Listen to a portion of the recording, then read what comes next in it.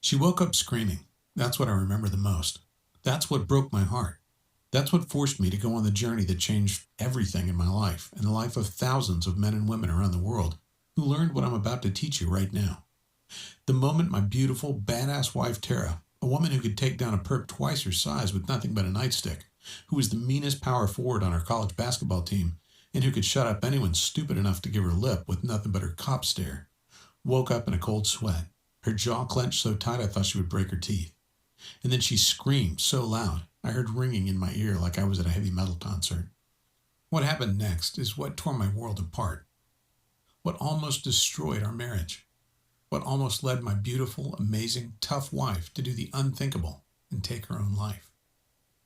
But even though it was the worst moment of my life when it happened, and led to the biggest test I have ever personally faced, I actually find myself grateful it happened, and in a weird way you will too, because it led to a strange scientific discovery that has saved the lives of tens of thousands of men and women around the world.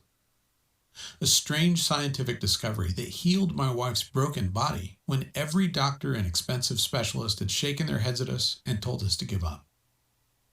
A secret that caused her belly fat to flatten almost overnight without giving up any of her favorite foods, and even though her injuries kept her from doing any exercise more strenuous than walking from the bed to the couch. A secret that brought back our love life after we thought that part of our marriage was completely dead. A secret that saved my brother from his type 2 diabetes and gave him back the ability to enjoy his life for the first time in over a decade. A secret that, if you just listen closely over the next 6 minutes, learn the shocking truth, and do exactly what I say, could turn back the clock on your body and your metabolism so you burn fat like a teenager again. You'll wake up every morning bursting with energy, feel sharp and bright-eyed like your mind is on fire with ideas. Will have you looking and feeling younger than people 20 or 30 years younger than you, while experiencing what it's like to be truly thin and healthy for the first time in your life. All by using the strange scientific secret to do one little thing 3 times a day that almost automatically forces your body to lose weight, even if you're 40, 50, or even 200 pounds overweight. In fact, it works better if you're at least 10 pounds overweight.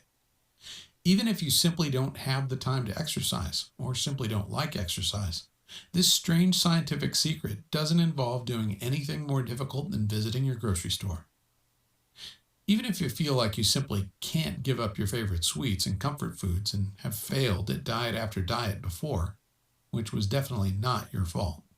No matter what, if you just follow this secret, you too can experience what it's like to look in the mirror and be proud of what you look like, to never have to worry about your weight again, to know with absolute certainty that you've done everything possible to live a long and healthy life.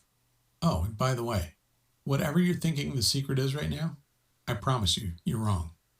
Because the strange secret we discovered that's helping not only my wife, but thousands of men and women around the world shed pounds like a snake shedding its unwanted skin. Roll back much of the damage caused by diabetes and heart disease. And finally, make this losing weight and staying healthy thing make sense and be as easy as it's supposed to be. It took my wife and I going through a personal hell that so easily could have broken us, but that has brought us closer together than ever. Even though that thought seemed absolutely impossible just a few short years ago. Tara, baby, wake up, I said. You're okay. But she wasn't listening. She was there again, back in her squad car, watching a telephone pole rush toward her like a speeding train, bracing for impact, reliving the moment that ruined our lives, the moment that her body became her enemy, the moment I started to lose her. Don't touch me. I'm fat and disgusting, and I'm always going to be fat and disgusting. I don't want you to touch me, she yelled when I reached out to hold her, to kiss her, to show her how much I loved her no matter what she looked like. Suddenly, I felt a terrible wave of shame rush over me. She was my wife, the woman I promised to protect and take care of.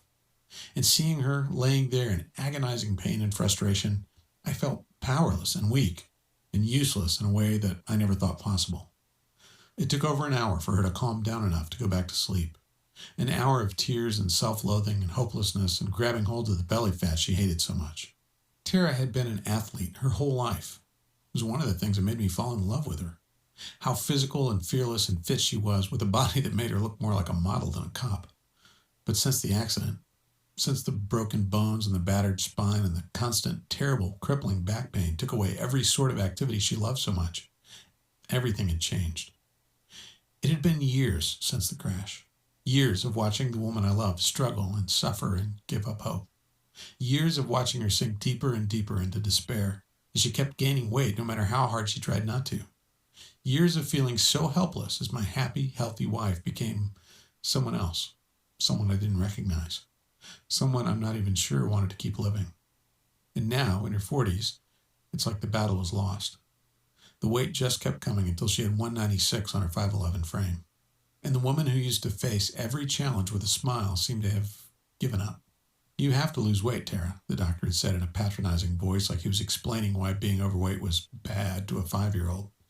Like she didn't already know. Dangerously close to type 2 diabetes, she said with a cynical laugh on the ride home, taking the news as just one more brick in the wall of self-loathing she'd built around herself. One more piece of evidence that her life was over.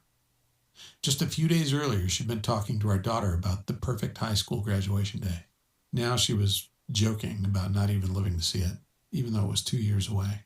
That night, I lay awake for hours next to Tara, staring at the ceiling and feeling my heart constrict in my chest, imagining life without my wife. Was she right? Was this it? Was this what our life was supposed to be now? I couldn't remember the last time we'd really kissed, never mind made love. I remembered what her laugh sounded like, and I felt like I was going to cry, realizing I hadn't heard it in years. Did I really have to watch her suffer like this? I tossed and turned all night, thinking of our beautiful daughter finishing high school without a mom. But what could we do about it? We'd tried everything over the years. Everything you can do to lose weight that doesn't involve strenuous exercise. Low carb, low fat, paleo, calorie counting, not to mention all the fancy diets like Dr. Bernstein, Atkins, Weight Watchers, Herbal Magic, Jenny Craig. We spent thousands of dollars we couldn't afford on the salary of 2 cops, and nothing worked. No matter how hard we tried, no matter how much money we wasted, no matter how many nutritionists and specialists we saw, nothing worked. In fact, after every single miracle diet, she ended up weighing more than when she started. These extreme diets were putting her body into shock mode, causing her to have uncontrollable cravings that had her raiding the fridge in the middle of the night and sneaking bags of Hershey Kisses. And as the years went by, it just got worse and worse. She got bigger and bigger and sadder, and our marriage became less about love and more about seeing how long we could go without a fight. Lying there, feeling my wife's warm body curled up against me, I knew I could do one of 3 things. 1, I could ignore the thoughts and the fears swirling in my mind. I could watch what was left of the woman Tara used to be fade to be replaced by a shadow with her face.